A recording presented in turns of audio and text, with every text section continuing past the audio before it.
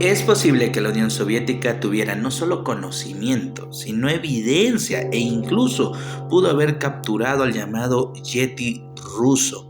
Y por si esto fuera poco, también es posible que la Unión Soviética durante mucho tiempo se haya obsesionado en crear su propia versión de este mítico ser. A estas alturas del partido creo que ya todos conocemos el caso del Paso Dyatlov, un misterio que ha trascendido el tiempo, un misterio que de hecho conforme se investiga más genera más dudas que respuestas.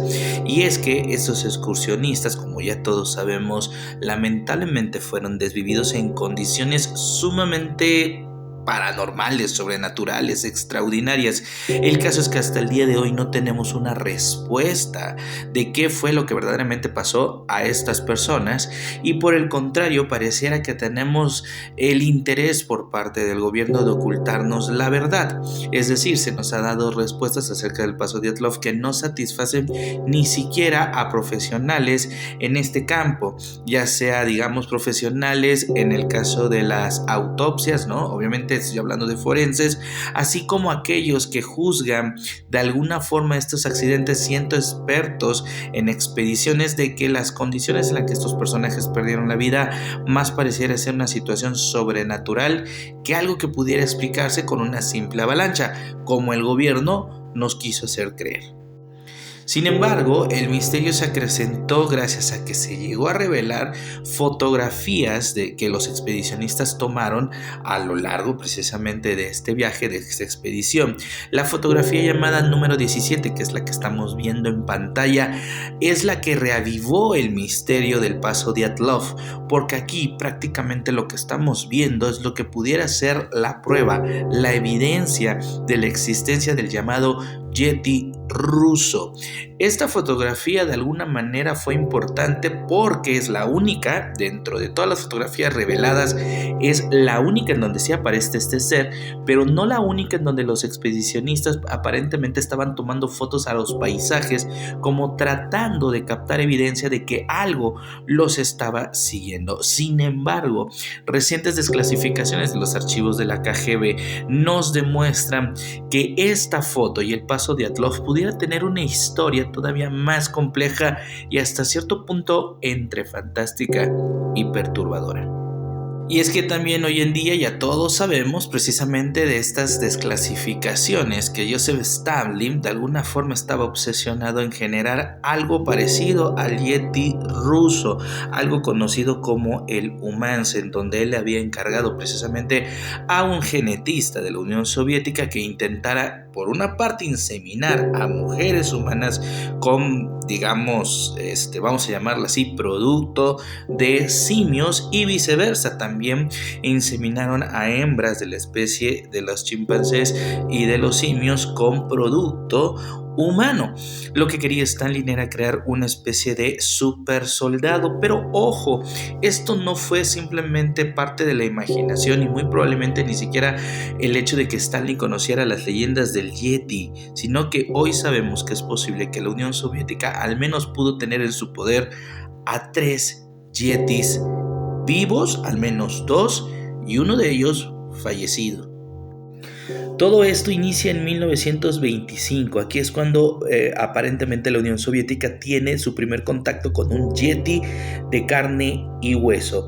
Y es que en este año el general Mikhail Tuplesky estaba siguiendo un grupo de rebeldes quienes se, digamos, resguardaron precisamente porque este ejército estaba detrás de ellos, este general con su ejército estaba detrás de ellos, se resguardaron detrás o dentro de unas cavernas. Para sorpresa de este general, de repente algunos de los miembros de los rebeldes salieron de estas cavernas y se entregaron completamente aterrorizados, diciendo que había un ser, una especie de simio o oso gigante que se habían topado con él dentro de la caverna y que había de alguna forma desvivido a varios de los miembros de los rebeldes. Este ser fue abatido, ¿sí? Fue abatido por el ejército ruso. Por el tamaño, por la altura, por el peso, el Tuplesky no se pudo llevar precisamente a este ser, digamos, de vuelta a la ciudad para poder, digamos, mostrárselo tanto a la comunidad científica como a los líderes, y lo que decidieron fue enterrarlo dentro de estas cavernas. A partir de aquí, lo que no se sabe si el ejército soviético regresó por este ser o lo dejaron enterrado ahí. El siguiente caso que es interesante fue en 1937. A quien estamos viendo en pantalla no es cualquier persona, es Pavel Rivalko, uno de los brazos derechos de Stalin. Él estaba en Mongolia y resulta que en su informe declaró que habían capturado a un ser, una mezcla entre ser humano y simio, prácticamente enorme, gigantesco. Rivalko lo describió como esas reconstrucciones de nuestros antepasados que nosotros podemos ver, digamos, en los museos. Así es como lo describió, un ser que hacía muchos ruidos gurgurantes, pero no se comunicaba, que parecía ser un animal, o sea, no tener comportamiento inteligente, pero sí pareciera una mezcla entre un ser humano y un simio gigante. La intención de Rivalko era precisamente trasladarlo a la Unión Soviética. Lo habían encerrado dentro de un vagón. Lamentablemente, para la causa de ellos, es que este ser, pues, en su defensa, tratando de defenderse y tratando de escapar, pues sí, se puso violento, atacó a unos soldados y tuvo que ser abatido precisamente por los militares soviéticos. En este punto, de nuevo, no sabemos si el cuerpo sin vida de este ser fue llevado a la Unión Soviética o qué se hizo con él, pero lo importante es que esta declaración y este testimonio es por un personaje de suma importancia y sobre todo muy serio.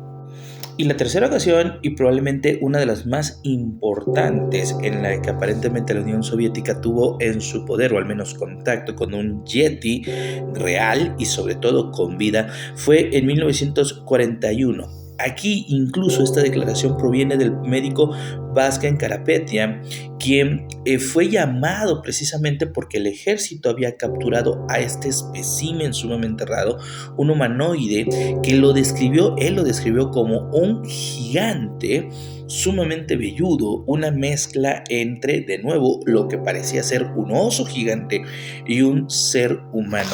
Vazgen asegura que incluso él fue tanto los rasgos humanos que él de alguna manera identificó en esta criatura, intentó comunicarse con este Yeti, dándole la mano para saludarlo, para ver si había una interacción inteligente, a lo cual el propio médico aseguró que esto simplemente no se dio. Estábamos ante una especie que aparentemente no tenía mayor inteligencia o no la inteligencia suficiente para comunicarse con nosotros. Lo más curioso de esto es que hasta el día de hoy este último espécimen nunca se supo si falleció, si perdió la vida o de alguna manera lo mantuvieron con vida y experimentaron con él. En estas 3 ocasiones el ejército soviético había tenido de alguna forma contacto con los Yeti rusos.